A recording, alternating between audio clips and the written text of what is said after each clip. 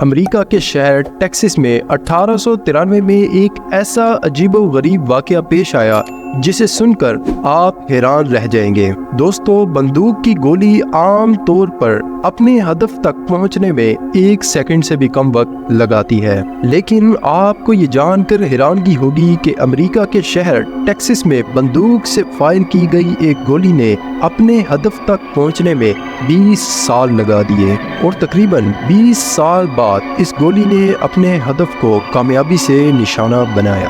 دوستو، آپ دیکھ رہے ہیں Azad facts T V, so let's begin. Texas میں ہنری نامی لڑکا اپنی گرل فرینڈ کو دھوکہ دیتا ہے، جس کے نتیجے میں لڑکی خودکشی کر لیتی ہے۔ مرنے والی لڑکی کا بھائی ہنری سے بدلہ لینے کی ٹھان لیتا ہے۔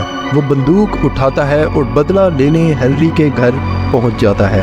ہنری گھر کے صحن میں موجود ہوتا ہے اور اس دوران لڑکی کا بھائی اس پر گولی چلا دیتا ہے۔ ہنری گولی لگنے سے زمین پر گر جاتا ہے۔ لڑکی کا بھائی ہنری کو مردہ سمجھ کر خود کو بھی اسی بندوق سے گولی مار لیتا ہے اور مر جاتا ہے، مگر قسمت کا کھیل دیکھیے کہ گولی ہنری کو چھوتی ہوئی صحن میں موجود درخت میں دھس جاتی ہے۔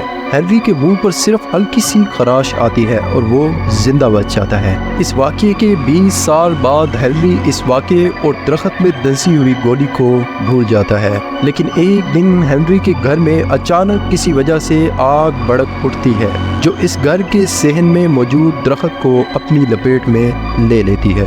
دوستو، یہ وہی درخت تھا جس میں 20 سال پہلے گولی دھس گئی تھی۔ آگ لگنے کی وجہ سے درخت کے تنے میں موجود گولی پھٹ جاتی ہے اور ہنری کے سر پر جا لگتی ہے، جس کی وجہ سے ہنری وہیں مر جاتا ہے۔ دوستو، آپ یہ سوچ رہے ہوں گے کہ ایک فائر کی گئی گولی کس طرح دوبارہ ایکسپلوڈ ہو سکتی ہے، تو آپ کو بتاتے چلیں کہ گولی کا سکہ لیڈ میٹل سے بنا ہوتا ہے، اور لیڈ میٹل کی یہ خاصیت ہوتی ہے کہ یہ آگ لگنے پر پھٹ جاتا ہے۔